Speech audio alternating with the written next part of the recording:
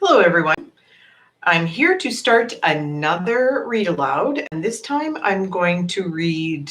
It's a series of books, and they're just little books, they're not really big. This is the Spiderwick Chronicles. This is book one, The Field Guide. The Spiderwick Chronicles are written by Tony DiTerlizzi and Holly Black, and there are 5 books in the Chronicles series. So here we're going to start with book 1. They're a great read. They are it's a fairly easy book to read, and it's quite an interesting book to get into. There's lots of sort of magical creatures, and it's quite a good story. So today we'll look at our whiteboard, and you will see that there's nothing here yet. So the Spiderwick Chronicles, the book 1 is the Field Guide. We don't really know much about the setting yet, or who the characters are, or I didn't really look for any of the vocabulary today. We'll just go through as we go along. Okay. All right. So we're going to read the first 2 chapters today. And there are the odd picture throughout the book, so I'll make sure that I show you that. Often in many books, and in novels in particular, the author will often sort of dedicate the book to somebody that they know that's close to them. It could be a family member or a friend. So HB is Holly Black, for my grandmother, Malvina, who said I should write a book just like this one, and to whom I replied that I never would. And from Tony, for Arthur Rackham, may you continue to inspire others as you have me. I wonder if that was one of his teachers.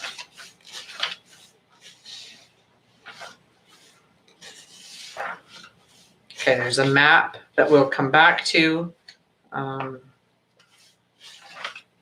There is a picture of this house. Okay, and the bottom says it was more like a dozen shacks. Chapter 1, in which the Grace children get acquainted with their new home.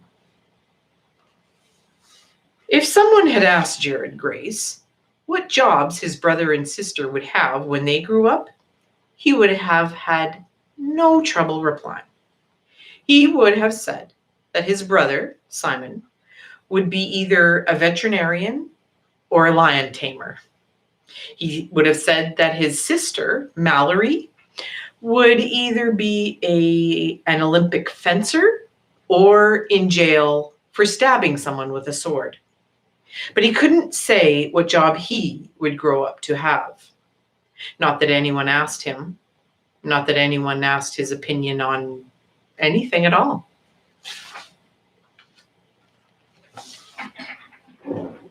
There's Jared Grace. First name Jared, last name Grace. The new house, for instance. Jared Grace looked up at it and squinted. Maybe it would look better blurry. It's a shack, Mallory said, getting out of the station wagon. It wasn't really, though. It was more like a dozen shacks that had been piled on top of one another. There were several chimneys, and the whole thing was topped off by a strip of iron fencing sitting on the roof like a particularly garish hat. Garish just means sort of lots going on, but ugly. It's not that bad, their mother said with a smile that looked only slightly forced. It's Victorian. Simon, Jared's identical twin, didn't look upset. He was probably thinking of all the animals he could have now. Actually, considering what he'd packed into their tiny bedroom in New York, Jared figured Jared figured it would take a lot of rabbits and hedgehogs and whatever else was out here to satisfy Simon. Come on, Jared, Simon called. Jared realized that they had all crossed to the front steps and he was alone on the lawn, staring at the house. The doors were faded gray, worn with age. The only traces of paint were an indeterminate cream stuck deep in crevices and around the hinges. A rusted ram's head door knocker hung from a single heavy nail at its center. Their mother fitted a jagged key into the lock, turned it, and shoved it hard with her shoulder. The door opened into a dim hallway. The only window was halfway up the stairs, and its stained glass panes gave the walls an eerie reddish glow. Oh, it's just like I remember, she said, smiling. Only crappier, said Mallory. Their mother sighed but didn't otherwise respond. The hallway led into a dining room. A long table with faded water spots was the only piece of furniture. The plaster ceiling was cracked in places and a chandelier hung from frayed wires. Why don't you three start by bringing things in from the car? Their mother asked. Into here? Jared asked. Yes, into here. Their mother put down her suitcase on the table, ignoring the eruption of dust. If your great Aunt Lucinda hadn't let us stay, I don't know where we would have gone. We should be grateful. None of them said anything. Try as he might, Jared didn't feel anything close to grateful. Ever since their dad moved out, everything had gone bad. He'd messed up at school, and the fading bruise over his left eye wouldn't let him forget it. But this place was the worst yet. Jared, his mother said as he turned to follow Simon out to unload the car. What? His mother waited until the other two were down the hall before she spoke. This is a chance to start over for all of us. Okay? Jared nodded grudgingly. He didn't need her to say the rest of it. The only reason he hadn't gotten kicked out of school was because they were moving anyway. Another reason he was supposed to be grateful. Only he wasn't. Outside, Mallory had stacked 2 suitcases on top of a steamer trunk.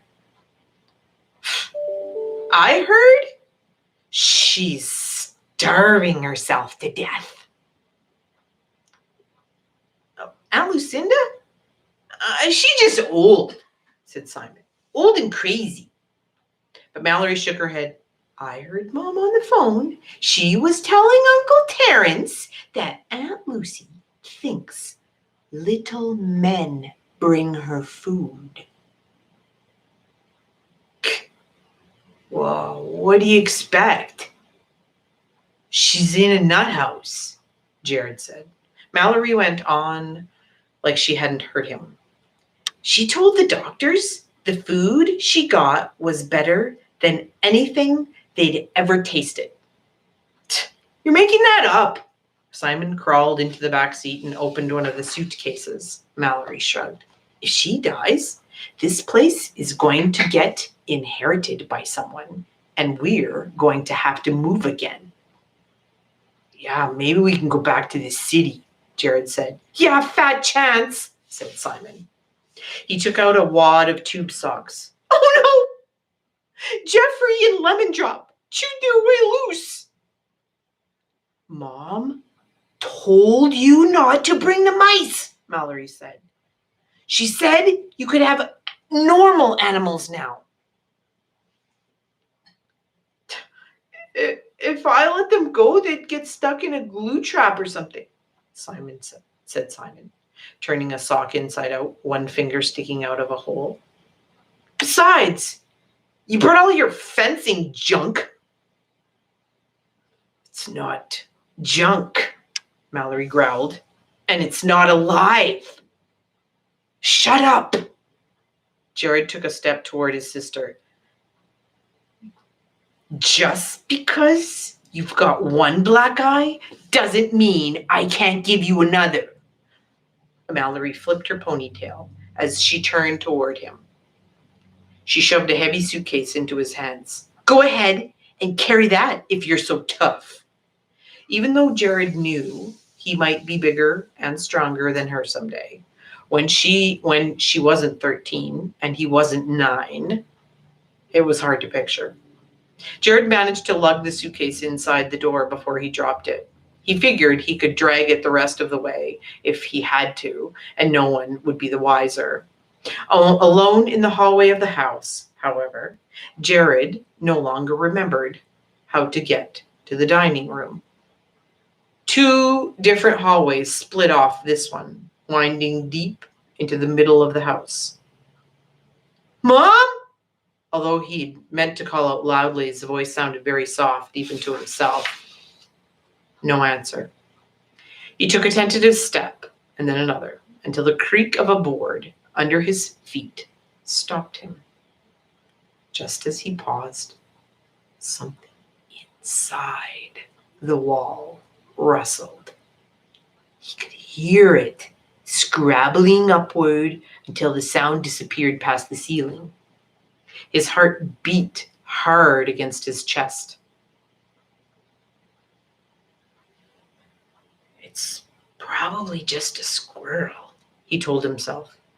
After all, the house looked like it was falling apart. Anything could be living inside. They'd be lucky if there wasn't a bear in the basement and birds all in the heating ducts. That was, if the place even had heat. Mom? He said again, even more faintly. Then the door behind him opened and Simon came in, carrying mason jars with 2 bug-eyed gray mice in them. Mallory was right behind him, scowling. I heard something, Jared said. In the wall. What? Simon asked. I don't know. Jared didn't want to admit that for a moment he thought it was a ghost. Probably a squirrel. Simon looked at the wall with interest. Brocaded gold wallpaper hung limply, peeling and pocking in places. You think so? In the house? I always wanted a squirrel. No one seemed to think that something in the walls was anything to worry about, so Jared didn't say anything more about it. But he carried the suitcase to the dining room. As he carried the suitcase to the dining room, Jared couldn't help thinking about their tiny apartment in New York and their family before the divorce. He wished this was some kind of gimmicky vacation and not real life. Chapter 2, in which 2 walls are explored by vastly different methods. The leaks in the roof had made all but 3 of the upstairs bedroom floors dangerously rotted. Their mother got one, Mallory got another, and Jared and Simon were left to share the third. By the time they were done unpacking, the dressers and nightstands of Simon's side of the room were covered in glass tanks. A few were filled with fish, the rest were crammed with mice, lizards, and other animals that Simon had confined to mud-furnished cages. Their mother had told Simon he could bring everything but the mice. She thought they were disgusting because Simon had rescued them from a trap in Mrs. Levette's downstairs apartment. She pretended not to notice. He brought them anyway. Jared tossed and turned on the lumpy mattress, pressing the pillow down over his head like he was smothering himself. But he couldn't sleep.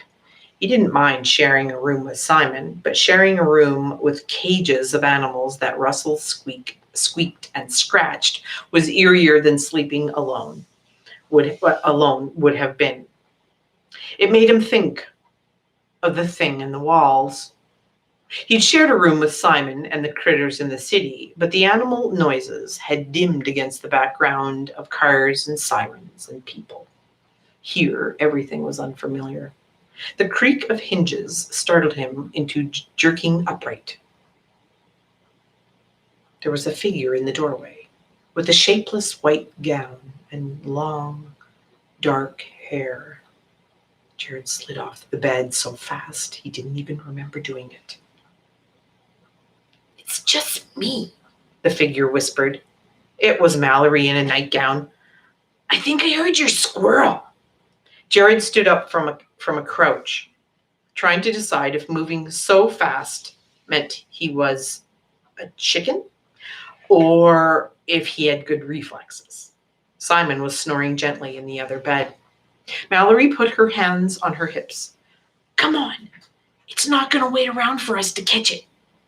Jared shook his twin's shoulder. Simon, wake up. New pet.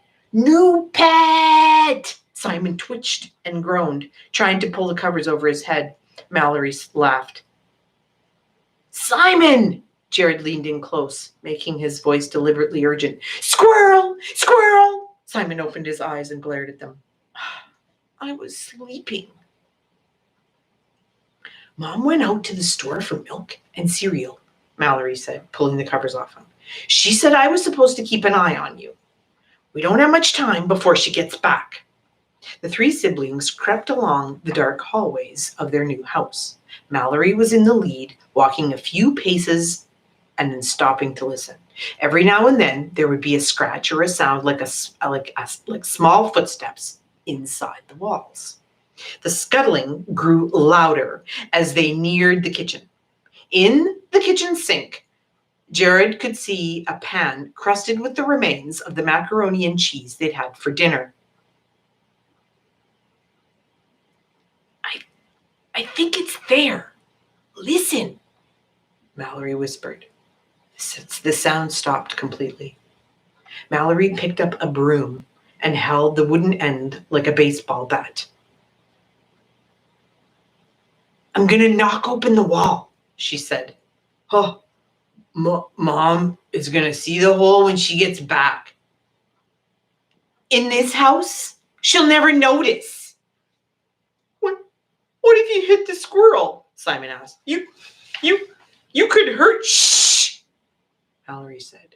She padded across the floor in her bare feet and swung the broom handle at the wall. The blow broke through the plaster, scattering dust like flour. It settled in Mallory's hair, making her look even more ghostly. She reached into the hole and broke off a chunk of the wall. Jared stepped closer. He could feel the hair on his arms stand up. Torn strips of cloth had been wadded up between the boards. As she snapped off more pieces, other things were revealed. The remains of curtains, bits of tattered silk and lace, straight pins poked into the wooden beams on either side, making a strange upward snaking line. A doll's head lolled in one corner. Dead cockroaches were strung up like garlands. Tiny lead soldiers with melted hands and feet were scattered across the planks like a fallen army. Jagged pieces of mirror glittered from where they had been glued with ancient gum. Mallory reached into the nest and took out a fencing medal. It was silver with a thick blue ribbon. "This is mine." "Oh, the squirrel must have stolen it," said Simon. "Nope. This is too weird," Jared said. "Diana Buckley had ferrets, and they used to steal her Barbie dolls," Simon replied. "Lots of animals like shiny things." But look, Jared pointed to the cockroaches. What ferret makes his own gross knickknacks? Let's pull this stuff out of here, Mallory said. Maybe if it doesn't have a nest, it will be easier to keep out of the house. Jared hesitated. He didn't want to put his hands inside the wall and feel around. What if it was still in there and bit him? Maybe he didn't know much, but he really didn't think squirrels were normally this creepy. I don't think we should do that, he said. Mallory wasn't listening. She was busy dragging over a trash can. Simon started pulling out wads of musty cloth. And you know what? There's no droppings either. That's strange. Simon dumped what he was holding and pulled out another handful. At the army men, he stopped. Hey, these are cool. Aren't they, Jared? Jared had to nod. Yeah, they'd be better with hands, though. Simon put several in the pocket of his pajamas. Simon? Jared asked. Have you ever heard of an animal like this? I mean, some of this stuff is really odd, you know? Like this squirrel must be as demented as Aunt Lucy. Yeah, it's real nutty, Simon said and giggled. Get it? Nutty, and they're thinking it's a squirrel. Mallory groaned and suddenly went quiet. I hear it again. What? Jared asked. The noise. Shh, it's over there. Mallory picked up the broom again. Quiet, Simon whispered. We're being quiet, Mallory hissed back. Shh, Jared said. The three of them crept over to where the sound came from, just as the noise itself changed. Instead of hearing the clatter of little claws scrabbling on wood, they could clearly hear the scrape of nails on metal. Look! Simon bent down to touch a small sliding door set into the wall. Oh, it's a dumbwaiter, Mallory said. Servants used to use it to send trays of breakfast and stuff upstairs. There must be another door like this in one of the bedrooms. That thing sounds like it's in a shaft, Jared said. Mallory leaned her whole body into the metal box. It's too small for me. One of you is going to have to go. Simon looked at her skeptically. I don't want to go. What if the ropes aren't that good anymore? Well, it would be a short fall, Mallory said, and both boys looked at her in astonishment. Oh, fine, I'll go.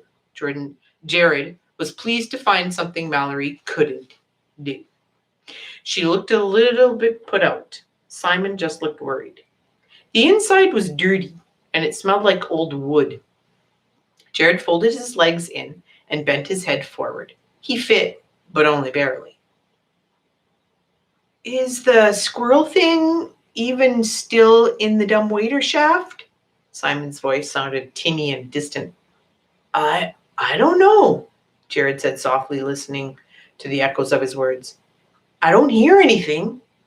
Mallory pulled the ropes. With a little jolt and some shaking, the dumbwaiter began to move Jared up inside the wall. Can you see anything? No, Jared called. He could hear the scratching sound, but it was distant. It's completely black. Mallory winched the dumbwaiter back down.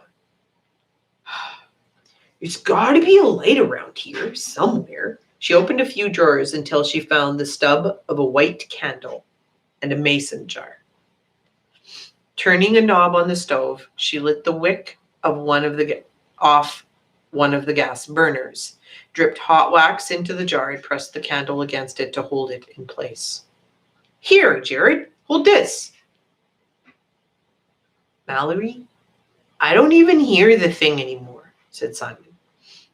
Maybe it's hiding, said Mallory, and yanked on the rope. Jared tried to tuck himself deeper into the dumbwaiter, but there was no room. He wanted to tell them that this was stupid and that he'd chickened out, but he said nothing.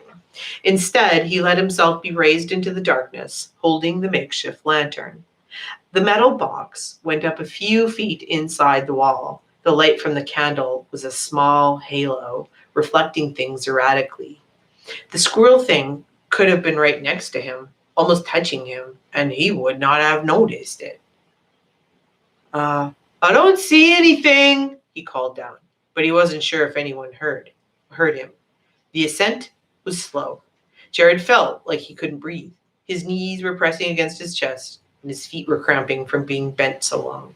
He wondered if the candle was sucking up all the available oxygen. Then, with a jerk, the dumbwaiter stopped. Something scraped against the metal box. It won't go any further, Mallory called up the chute. Do you see anything? So this gives you an idea of what a dumbwaiter is.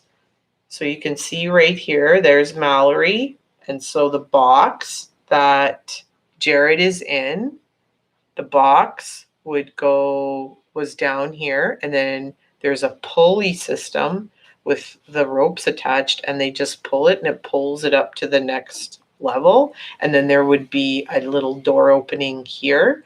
And like the kid said, that's what it was used for. You would put food and whatnot here from the kitchen and then come up, and maybe this was the dining room on the next level, or maybe you were sending up coffee or tea or something like that up to the top floor.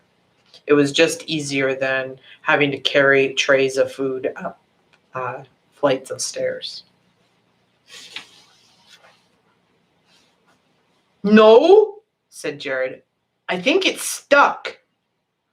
There was more scraping now, as though something was trying to claw through the top of the dumbwaiter. Jared yelped and tried to pound from the inside, hoping to frighten it off. Just as suddenly, the dumbwaiter slid up an extra few feet and came to a halt again, this time in a room dimly lit by moonlight from a small single window. Jared scrambled out of the box. I made it! I'm upstairs! The room had a low ceiling, and the walls were covered in bookshelves. Looking around, he realized there was no door. All of a sudden, Jared wasn't sure where he was. Chapter 3, in which there are many riddles. So he's taken the dumbwaiter up, but there's no door in the room that he finds himself. Ooh. So that is first 2 chapters of the Spiderwick Chronicles. Tomorrow I will be at home, so we'll have a little I don't have a nice fancy whiteboard like this at home, so we'll just talk about vocabulary and some of the setting then. All right? Okay. Bye, everybody. See you tomorrow.